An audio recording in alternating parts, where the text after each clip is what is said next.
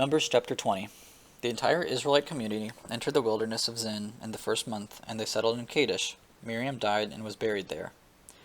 There was no water for the community, so they assembled it against Moses and Aaron. The people quarreled with Moses and said, "If only we had perished when our brothers perished before the Lord. Why have you brought the Lord's assembly into the wilderness for us, and our livestock to die here? Why have you led us up from Egypt to bring us to this evil place, if not a place of grain, figs, vines, and pomegranates? Or it's not a place of grain, figs, vines, and pomegranates, and there is no water to drink." Then Moses and Aaron went from the presence of the assembly to the doorway of the tent of meeting. They fell face down, and the glory of the Lord appeared to them. The Lord spoke to Moses, "Take the staff and assemble the community. You and your brother Aaron are to speak to the rock while they watch it, and it will yield its water. You'll bring out water for them from the rock and provide drink for the community and their livestock." So Moses took the staff from the Lord's presence, just as he had commanded him. Moses and Aaron summoned the assembly in front of the rock, and Moses said to them, "Listen, you rebels, must we bring water out of this rock for you?" Then Moses raised his hand and struck the rock twice with his staff, so that abundant water gushed out, and the community and their livestock drank. But the Lord said to Moses and Aaron, "Because you did not trust me to demonstrate my holiness in the sight of the Israelites, you will not bring this assembly into the land I have given them. These are the waters of Meribah, where the Israelites quarreled with the Lord, and he demonstrated his holiness to them." Moses sent messengers from Kadesh to the king of Edom. This is what your brother Israel says.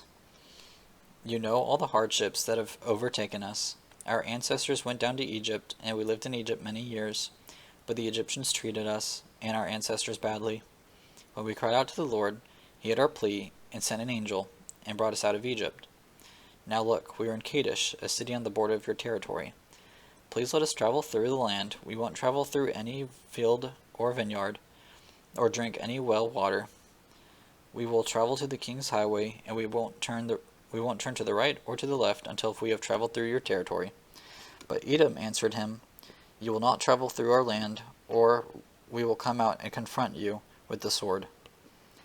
"We will go on the main road," the Israelites replied to them, "and if we or our herds drink your water, we will pay its price. There will be no problem, only let us travel through on foot." Yet Edom insisted, "You may not travel through," and they came out to confront them with a large force of heavily armed people. Edom refused to allow Israel to travel through their territory, and Israel traveled away from them. After they set out from Kadesh, the entire Israelite community came to Mount Hor.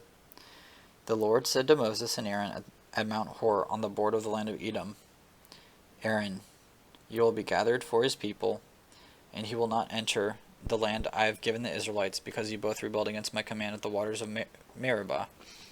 Take Aaron and his son Eleazar and bring them up Mount Hor. Remove Aaron's garments and put them on his son Eleazar. Aaron will be gathered to his people and die there." So Moses did as the Lord commanded, and they climbed Mount Hor in the sight of the Israelite community, or in sight of the whole community. After Moses removed Aaron's garments and put them on his son Eleazar, Aaron died there on top of the mountain. Then Moses and Eleazar came down from the mountain. When the whole community saw that Aaron had passed away, the entire house of Israel mourned for him 30 days.